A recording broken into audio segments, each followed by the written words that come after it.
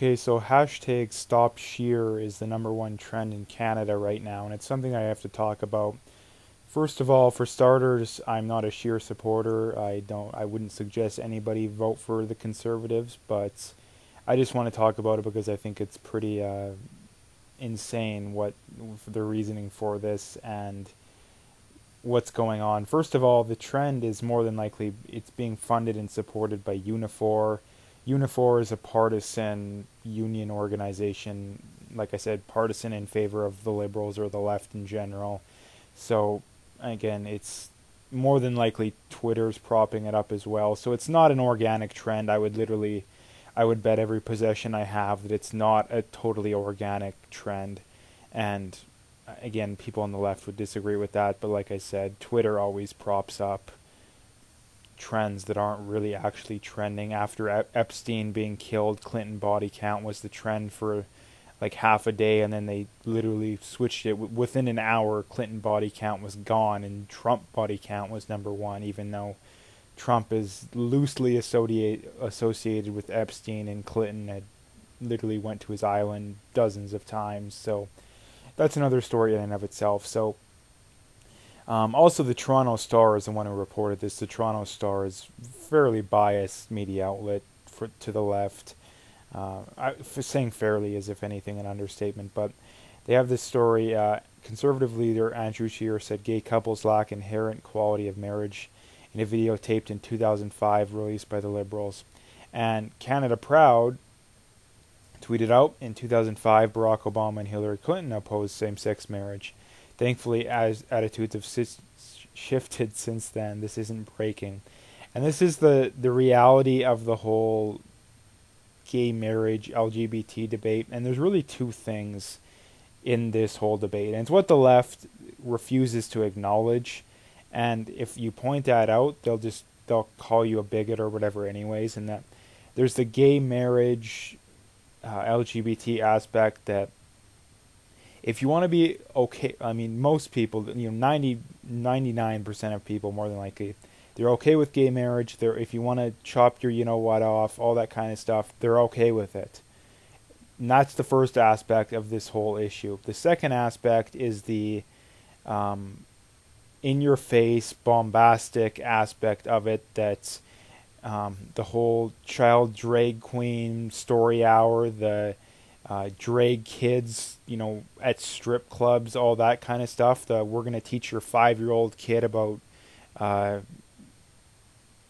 gay sex, all that kind of stuff, transgenderism, and like, why do we have to teach 5-year-old kids that? Why do you think it's okay that 10-year-old kids should be able to dance at strip clubs?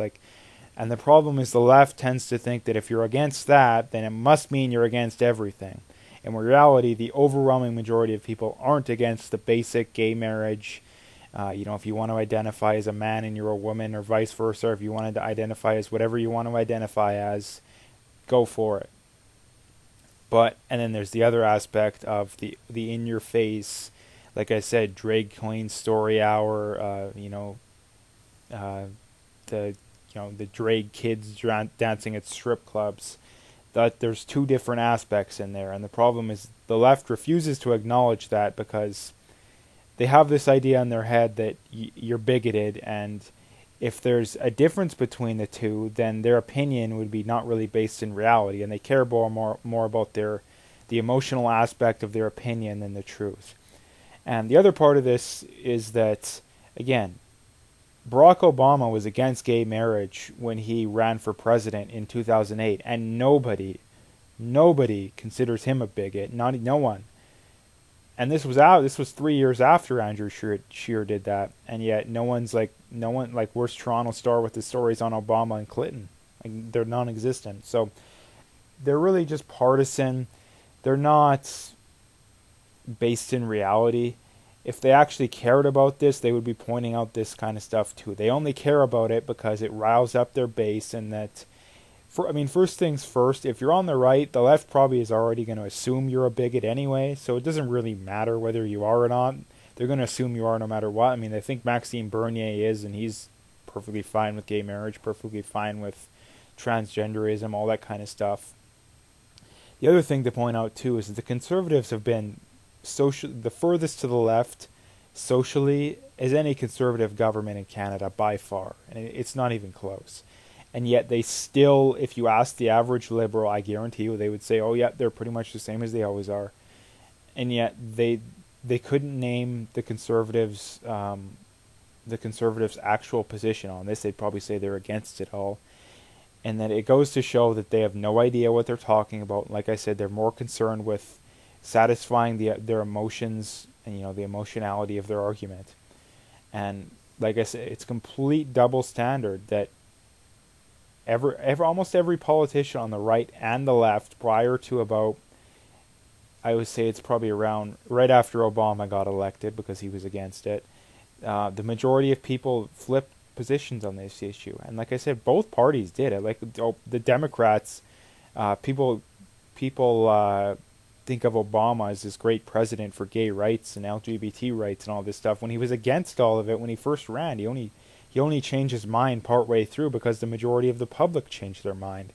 It makes absolutely no sense. And for Andrew Scheer to be against gay marriage would be political suicide. Even if he was against gay marriage, he wouldn't get elected if he was against it. Like, the left is so short-sighted and just stupid with their arguments that they don't understand anything. That let's just say they're right, and let's just say Andrew Scheer is against gay marriage, he's against LGBTs, all this kind of stuff. He's still leading in the polls against the liberals, but he's holding a position that probably 95% of the public is against. Like, what does that say about how bad the liberals are that he can still get elected when he holds such a horrible position? Like, the double think of the left nowadays is so insane. It's absolutely insane. Like, the fact that they make their arguments up as they go along, but I don't want to talk too much more about this issue because it's just so crazy in more than one aspect, but I don't want to talk too much about it. But it's just crazy because the left is so bombastic and just crazy nowadays that they actually think that they're right about this kind of stuff. And I was watching another video recently that, I would have bet money on this even before I heard it, but the left overwhelmingly gets their news from left-wing sources. I believe they only get like 10% of their news from right-wing sources. And the right is about even, or actually I think it's about 60% conservative, about 40% moderate or leftist. And I was thinking to why that was, and it's for two main reasons. Number one, the leftist media outlets are propagated and just pushed out there. They're funded by governments, all this kind of stuff. So that's the obvious reason. And the other reason is that the left, if they actually sat down and understood why the right believes what they believe and heard these arguments, they would realize that most of what they hear is not based in fact, so they don't do it. And that's one of the easiest ways you can tell that the difference between the left and the right is most of the right's position. They have positions that are pretty bad, I'll admit it. I've said it before and I'll say it again. Like I said, I'm not even a conservative supporter, and I still need to make this video. But the right, most of the positions, and especially fiscally, economically, and the other thing too is that most of the criticisms of the right in the past were because they were too out there on social issues. And the Trump government, even the Conservatives in Canada, the PPC in Canada, are all way to the left of traditional conservative government, Republican governments of 20, 30 years ago. So those criticisms don't really exist anymore. So the right is, most of their arguments are based in fact, and the reason that they can go out and watch left-wing media is because their arguments would still hold up. The left can't go watch right-wing media outlets because their arguments wouldn't hold up anymore. It'd be a conflict of interest. It'd be like, being in a religious cult and going out and getting opinions other than the religious cult. That's why when you're in a cult, they generally don't let you out, right? Or they don't let you be exposed to other opinions. So that's kind of the reason why. I just thought that was a very interesting survey, and I thought that I mean, I'll probably make a video about it at some point, but it's something that's definitely relevant to this. So I'll leave it there. Make sure you hit that like and subscribe if you like the video, and stay tuned for more.